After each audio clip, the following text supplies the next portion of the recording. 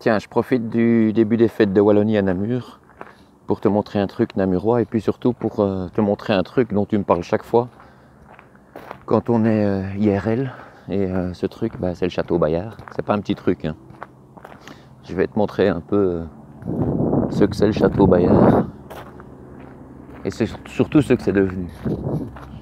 Bon, pour la petite histoire, c'est les comtes de Namur, c'est la famille de Berguet qui essaie il y a une vingtaine d'années, un membre de la famille qui, après le décès de la comtesse, demande s'il peut exploiter ce lieu. Et on se retrouve ici maintenant, 20 ans plus tard, avec le comte Benoît de Berguet qui a racheté le domaine et qui l'a transformé en ce petit joyau. Alors je peux vous dire que ce lieu, cette année, il a vécu.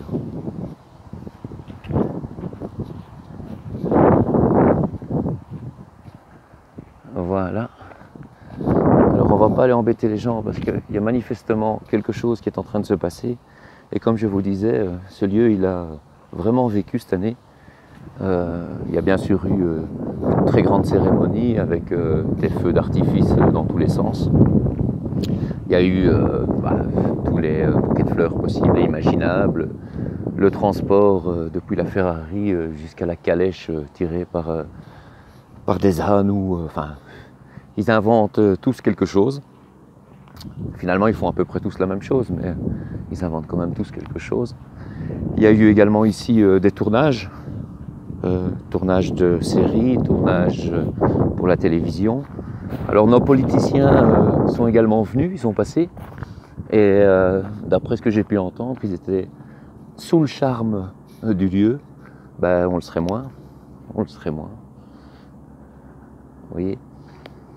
Donc ici on a l'orangerie, évidemment cet étang qui le contourne, et une barque qui se balade. Bon, elle ira pas bien loin.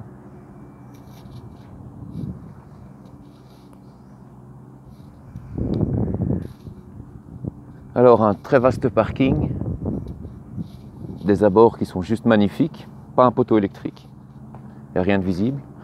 Et c'était la volonté des propriétaires de rester dans cette logique et dynamique-là.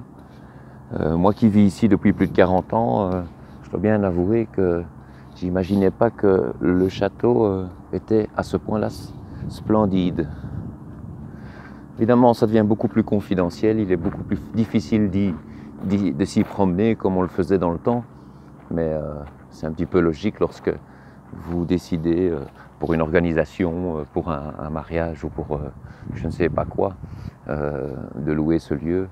Vous n'avez pas tellement envie d'y voir des personnes se balader.